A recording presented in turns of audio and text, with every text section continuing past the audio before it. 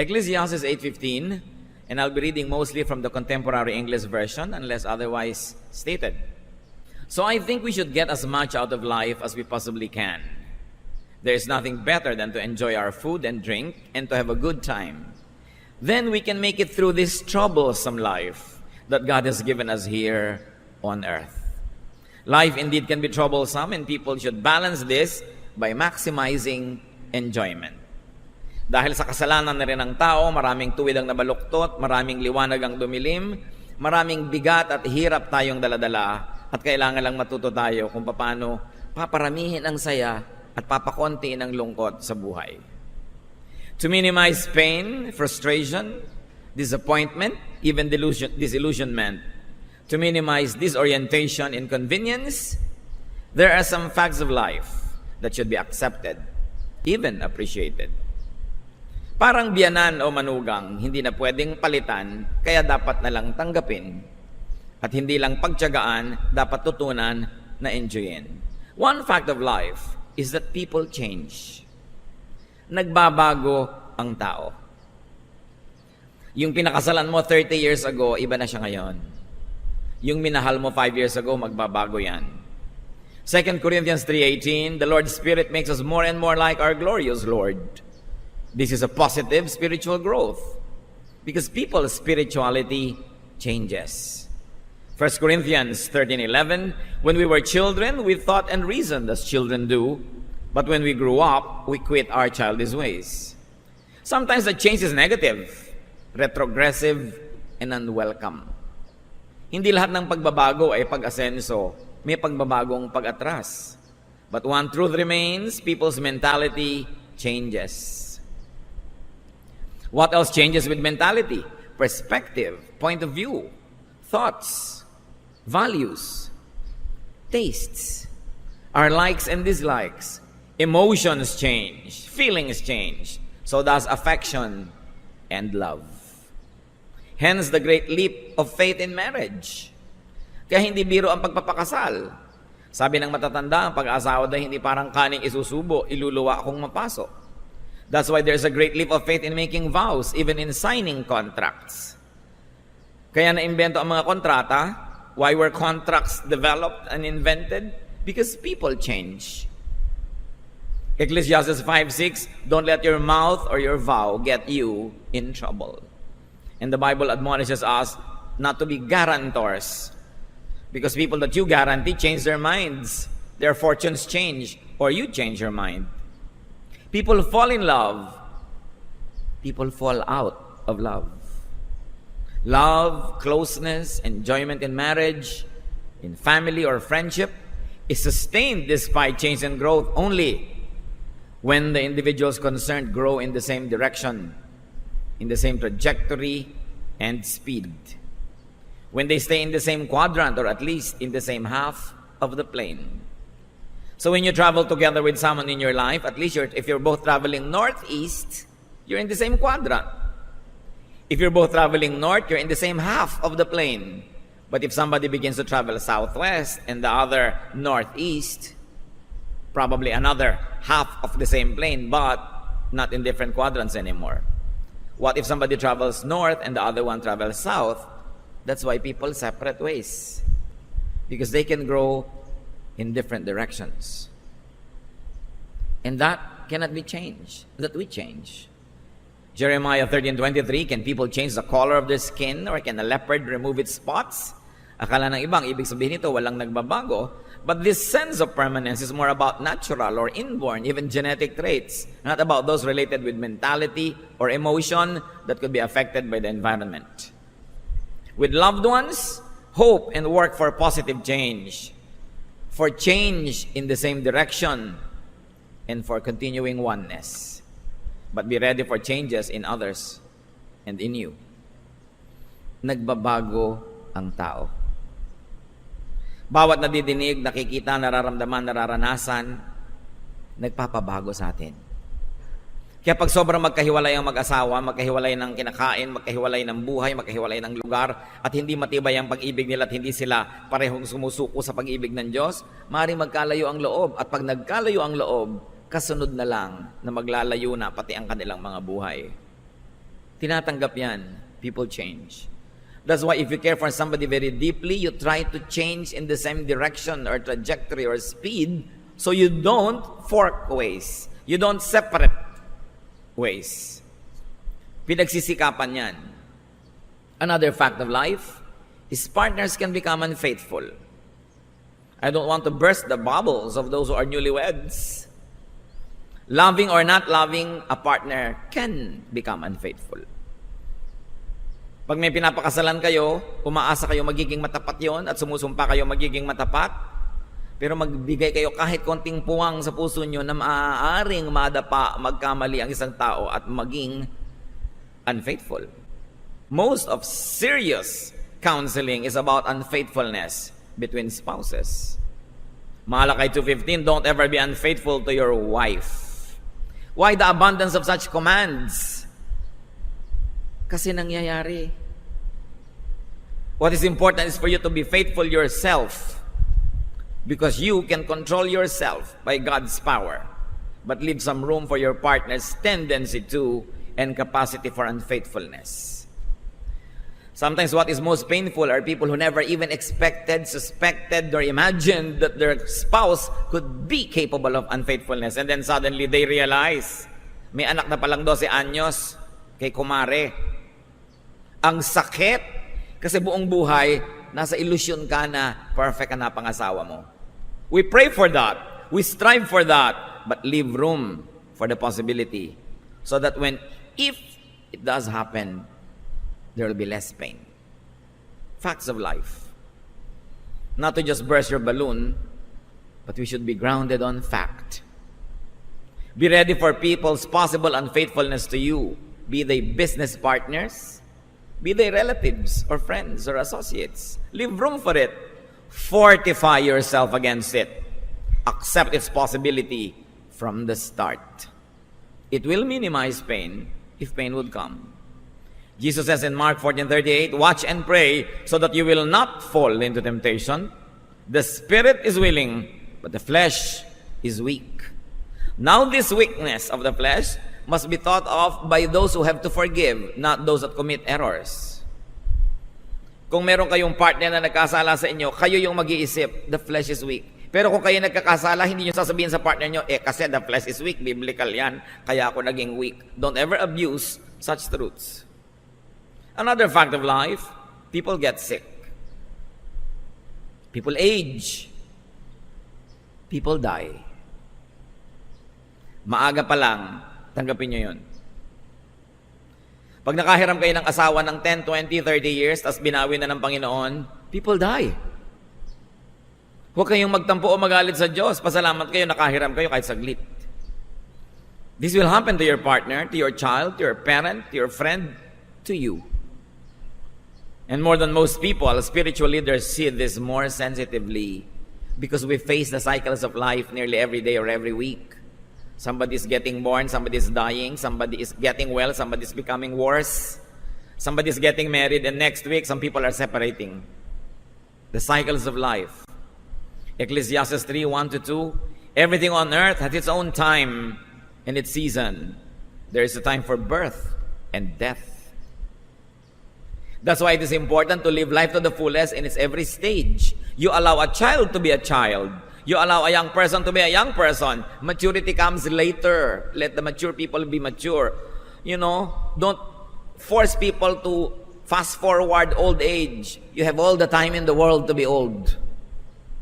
So be young when you're young and allow people to be young. Don't expect them to be adults. Although we teach them and prepare them for adulthood, but you don't steal childhood from children. You allow them.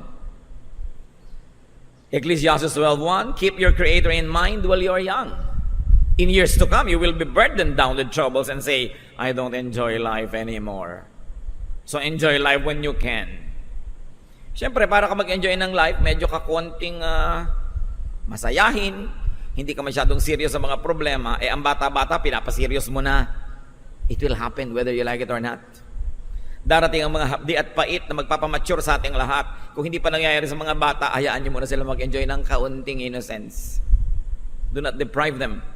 Live to the fullest when and while you can.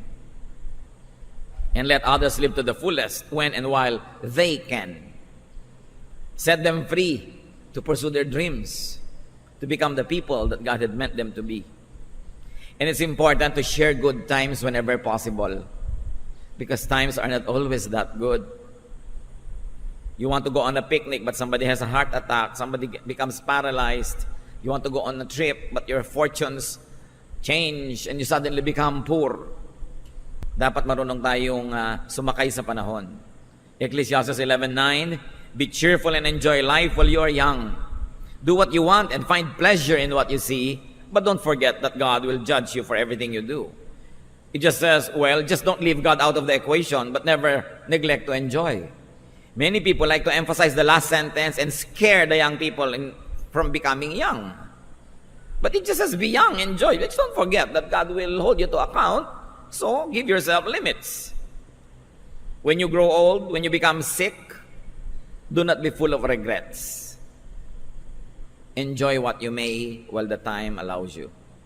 Another fact of life, fortunes change. Reversals happen. Sabi ni Balagtas, ay bago sa mundo'y sa isang kisap mata, ang tao'y mayroong sukat ipagdusa. Sa isang iglap, pwedeng mapalitan ang lahat sa buhay natin. Isang banggaan sa highway, pwedeng mamatay ang dalawa mong magulang, maibang buhay. Isang plane crash, isang boat capsizing could take away your loved ones or your life. Isang maling galaw, nahulog ka sa hagdan and got paralyzed from the neck down. Anything can happen. That's why we should celebrate life whenever possible. Job went from everything to nothing and then thankfully to everything again. Not everybody ends that way. Usually pag nagka-reversal, nakakamataya na yung reversal.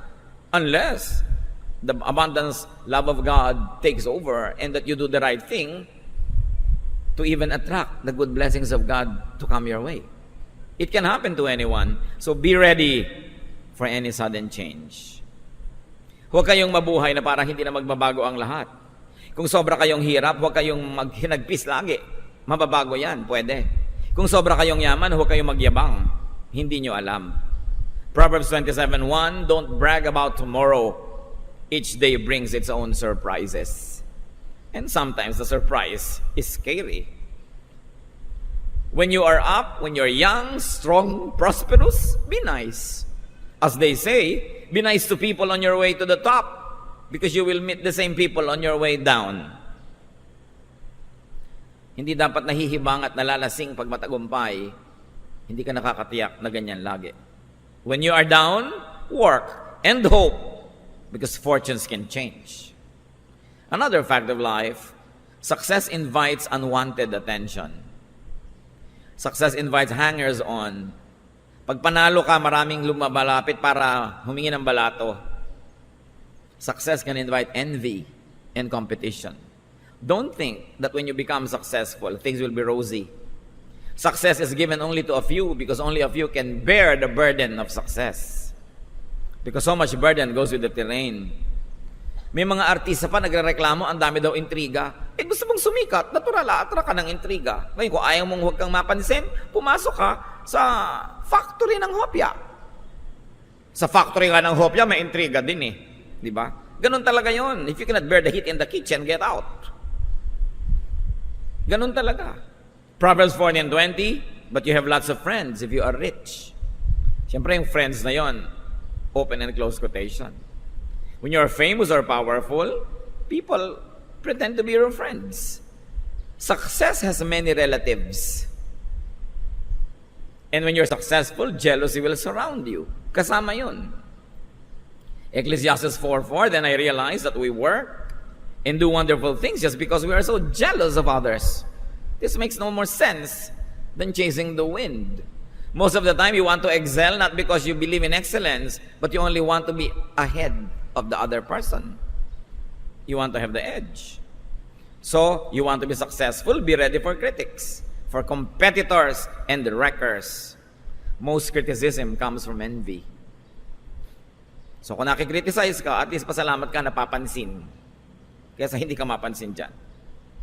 Another fact of life, Love hurts. Akala mo love pink? Kumisan lang yon sa simula.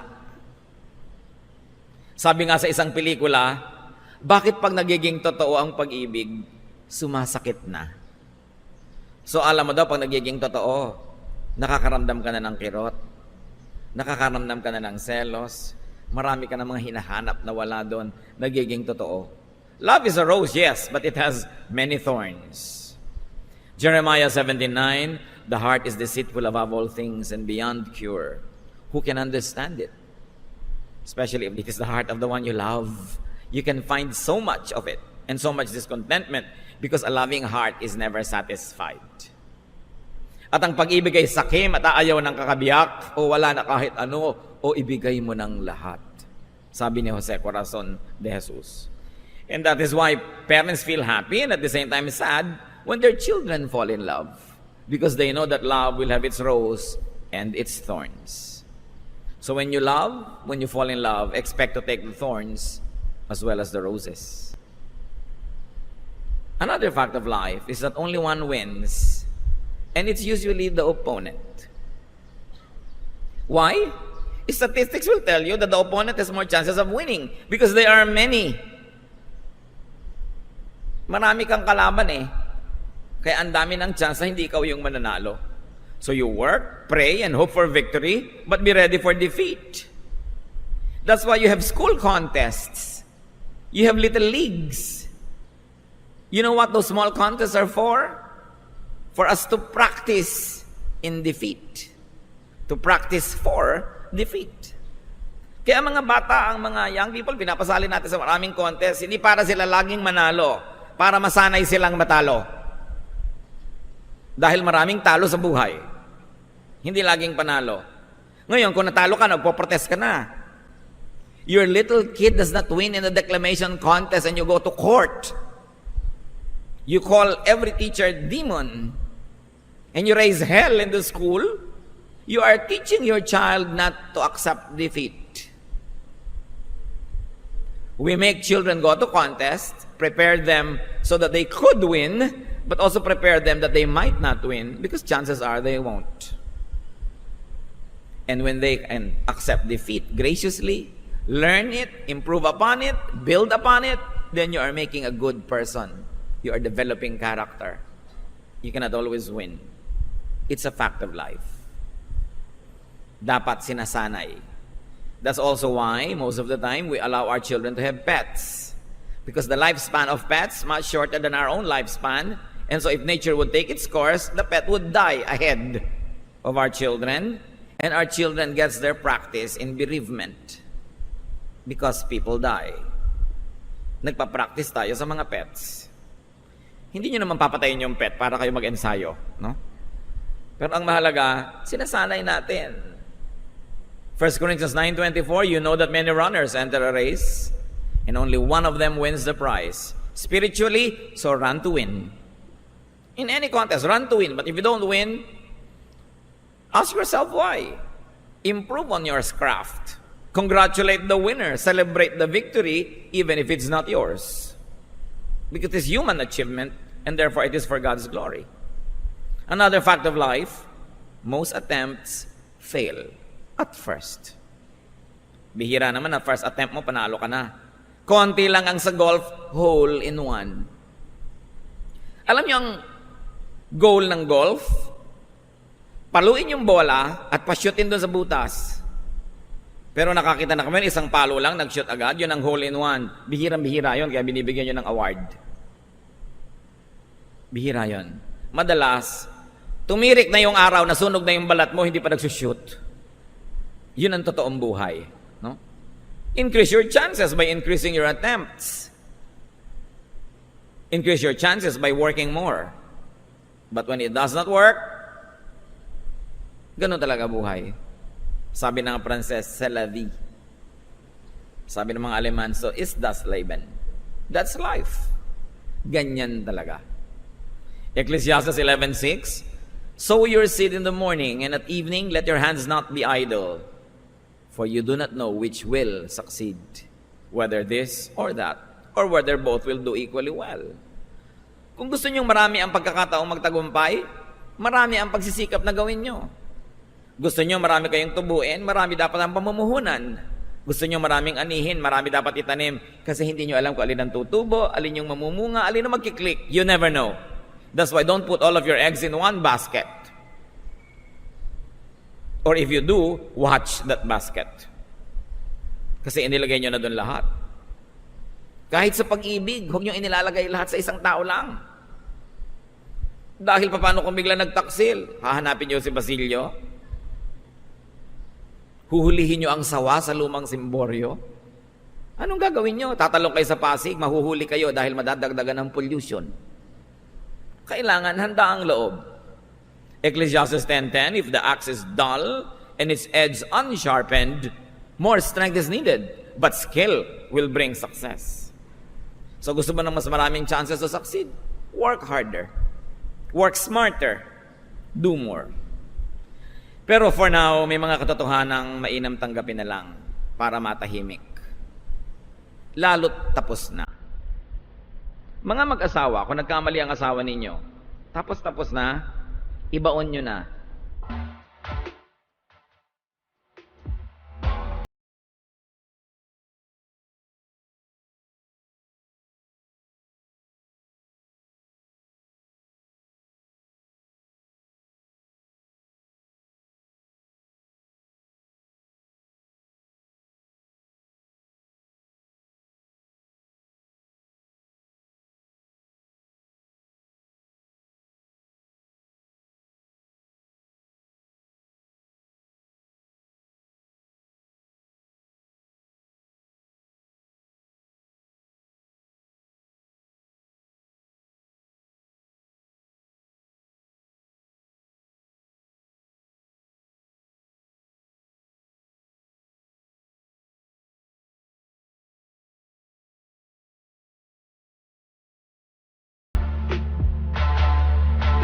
Tapos na eh.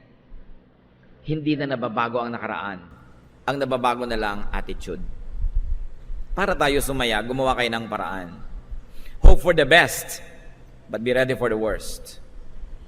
At huwag makipagtunggali sa facts of life. Do not contend with facts of life. Accept them. You'll be happier. With God's grace and power, you will be able not only to survive, but also to be victorious. And adjust. Adjust to any situation you're in. God has given man great resilience. Hindi natin kayang sukatin ang lalim ng pwede nating sisirin, taas ng pwede nating liparin, lawak ng pwede nating puntahan. Huwag niyong lilimitahan ng Diyos. Ano man ang kalagayan nyo ngayon, baguhin nyo kung hindi nyo gusto. Kung hindi nyo mabago, tanggapin nyo and build upon it. Get on with life. Live life to the full. Sabi ng Panginoon sa John 10:10, I came that they may have life and have it to the full.